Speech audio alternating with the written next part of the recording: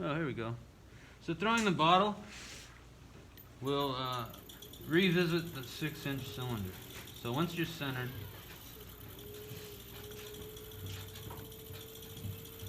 you really want to focus on getting the bottom part of this mound of clay dealt with.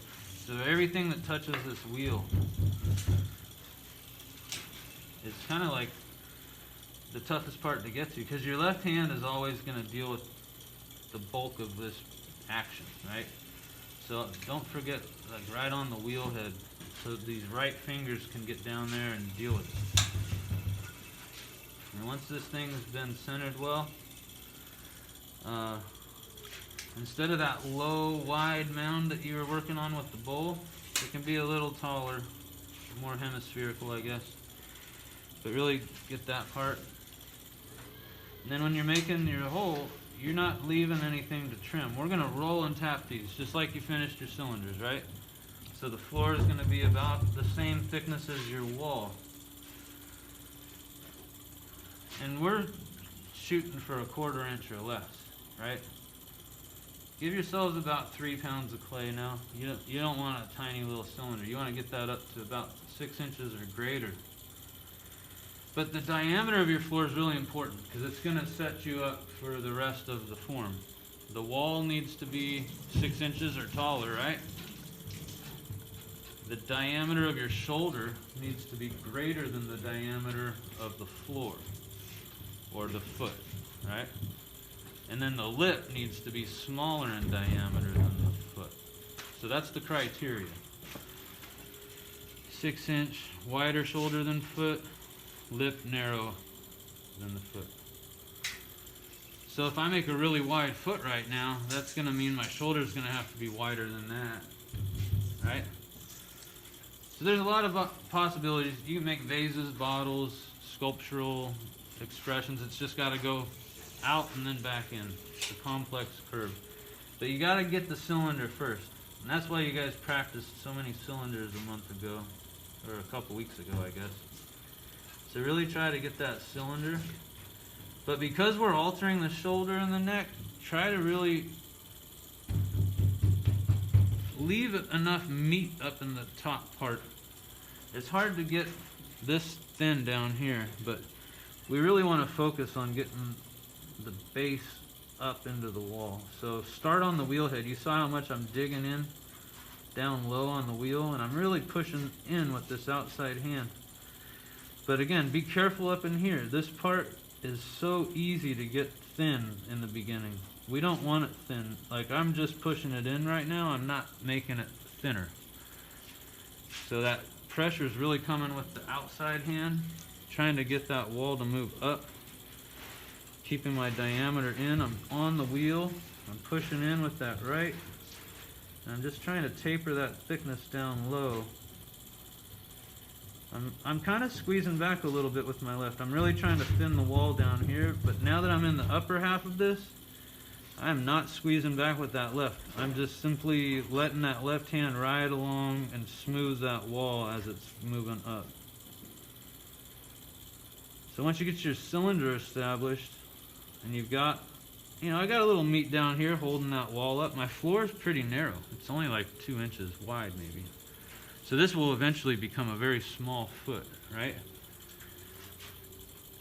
I don't need the slip anymore. I'm done with all of the action of squeezing this wall and pushing it up. So because I don't need that slip, I'm going to take the water out. I'm going to finish my lip.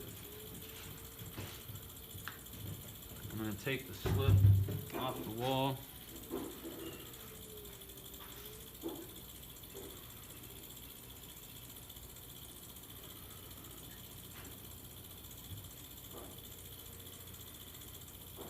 And now I get to play with the shape and the proportions of all of those things. So I could actually trim this right now and my shoulder would be wider than my foot. You can make it very slight. You could just have a very slight outward expression with a very, gentle taper back in. If you want, you could cut that right now and just close this thing up and it would become something that would fit the criteria.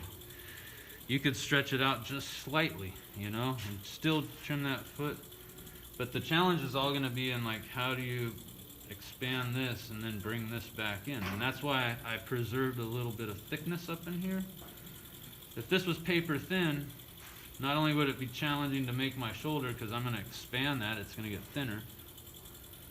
But when I go to squeeze that back in, that thin wall is just going to ripple and fold, right? So you got to have enough meat in here to squeeze it. And it'll all collar in together. So here, I'm going to start way down at the bottom. I'm not going to really change the diameter of my floor right now, but I am going to start just gently pushing outward from down low.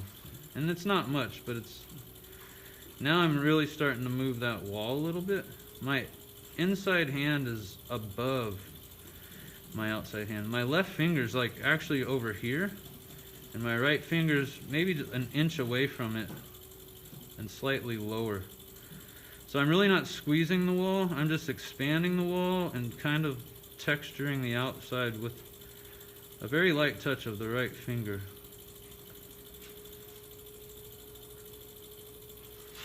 So I've kind of come to the point where I want to like start thinking about this transition from the shoulder back into the neck, okay?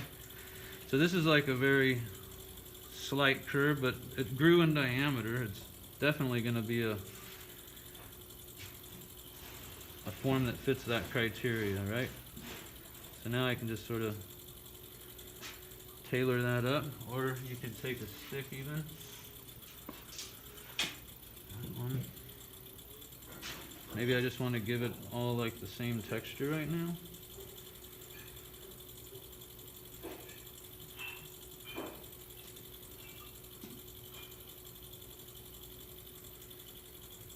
So now I get to close this form up. Notice my neck is probably narrowest right here.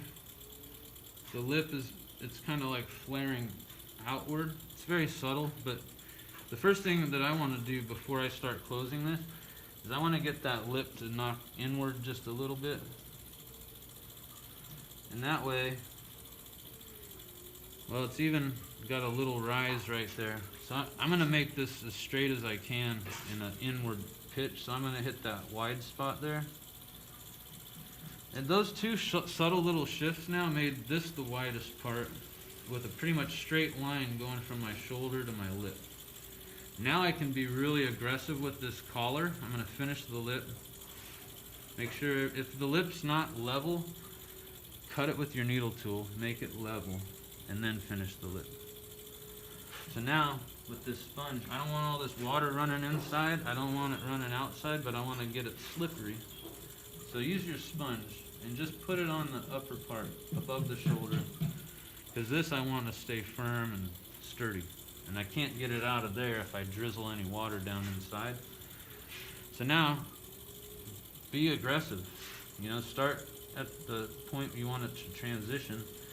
Just really squeeze. I mean, I could close this thing up almost completely. Right? And it just started wobbling a little bit. I can just true that by holding that still.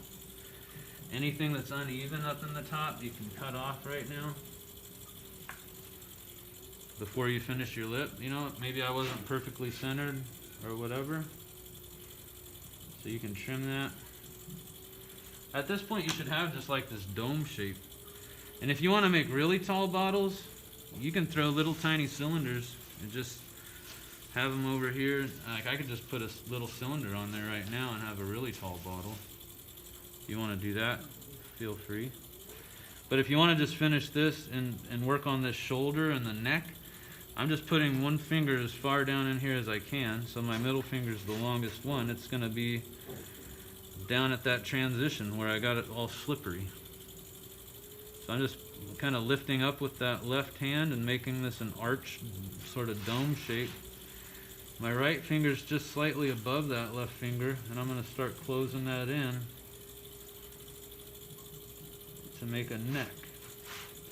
So I kind of pushed it down a little bit, but I'm keeping that dome shape, right?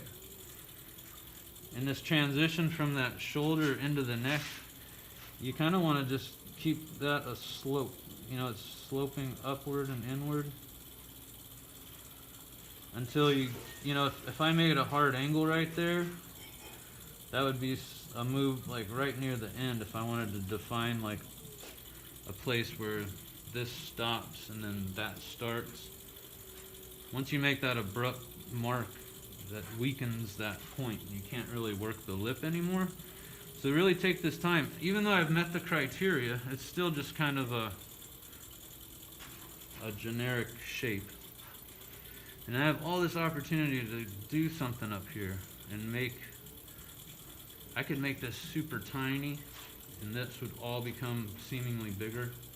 You know, if I leave this really big, it's gonna carry a lot of weight and attention, you know.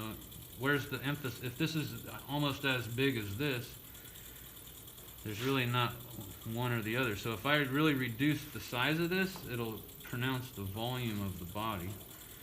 But I can also like really play around with finishes up here, you know, like decide on a lip. Do you want it like thin and round? Do you want it like flared and peaked with a hard edge? Is it gonna have a cork in it? Can it be flat and something that just gets a cork? Do you want to make it have a comfortable lip for somebody who's going to drink out of this, if it's going to serve some precious liquid that might liven up the party?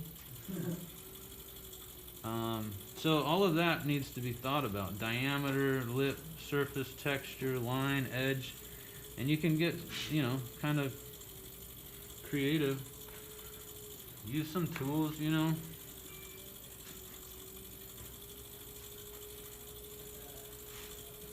Give it some lines.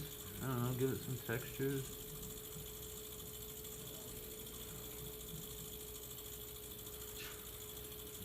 Flare that out. But know like that last move that I'm gonna make is gonna like probably be the last move for this thing. If I push this down and in.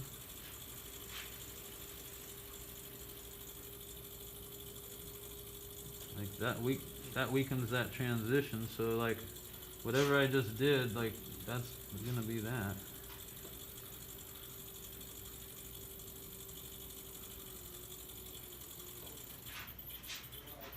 So now I'm just gonna sort of work with texture and finishing that bottom. Since I used a stick on the lower half, I should probably get that same stick.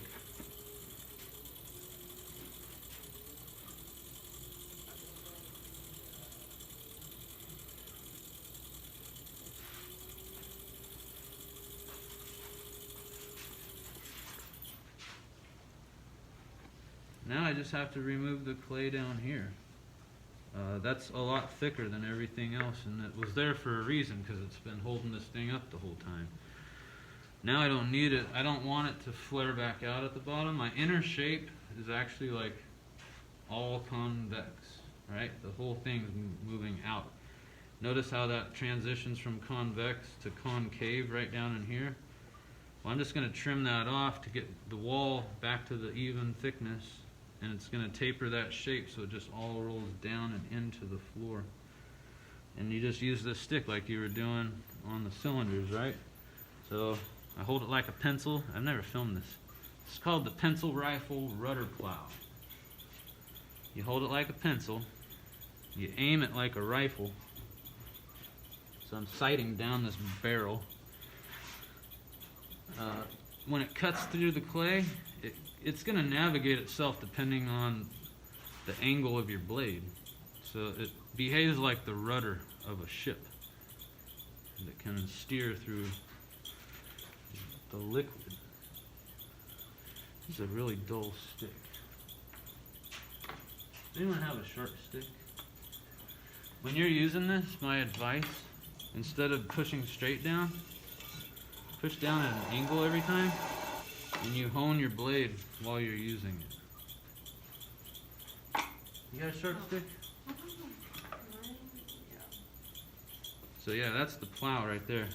If you plow at an angle, it's like a grinding stone every time. So hold it like a pencil, aim it like a rifle, cut through the clay like the rudder. You're kind of steering it as you're changing the angle of the blade. And I'm just going to go straight down into the wheel head until I hit the metal. Once you hear it, let it go around at least one time so you get all the way through. Now you hold it a different way, and it's going to be like the plow. I think about a snow plow, how it plows snow off the road. And you just change the angle of the plow, and it determines where the snow goes, right? So if I'm over here, I'm plowing away from the pot. If you're over here, you're going to plow that snow right back on the road where you don't want it, right? So plow it off the road. So I hold it like right down here at 6 o'clock.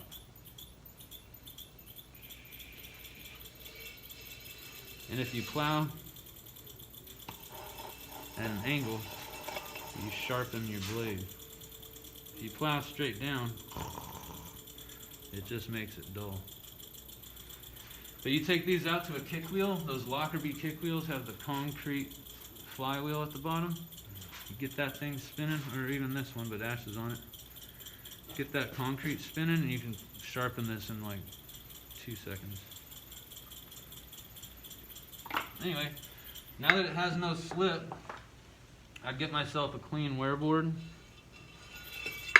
Just tidy up my hands a little bit. Good enough. Something that's not huge. To your left. Make sure there's not a bunch of chunks on it. If I was making more than one, I'd grab a wear board that could take whatever I'm making.